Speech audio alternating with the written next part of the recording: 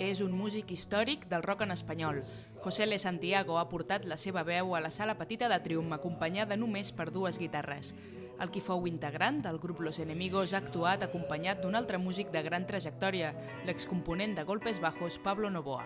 Probamos por eso, ¿no? A ver, un dúo, porque está muy complicado trabajar con la banda. No te contratan, son muchos gastos, etcétera.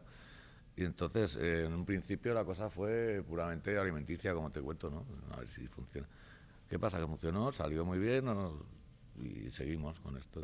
El concert ha servit per presentar a Viladecans l'àlbum Loco Encontrao, el tercer disc de Santiago que va comptar amb Novoa a la producció. Sacar el mayor partido a su música, entender lo que me está contando y ver cómo lo podemos sacar, cómo podemos darle a eso relieve, cómo podemos hacer que sea más emocionante su música.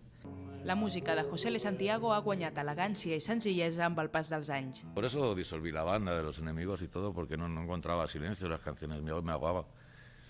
Me ahogaba porque había una tendencia a la incontinencia tremenda en esta banda. No había un hueco, Y entonces te rompes los cuernos para escribir una letra que no se entiende nada porque hay un follón detrás del carajo, pues es bastante frustrante, ¿no? Y con la música lo mismo, tiene que respirar. Los silencios son igual de importantes que las notas. José L. Santiago ja està treballant en el seu nou disc que sortirà a la venda a la tardor.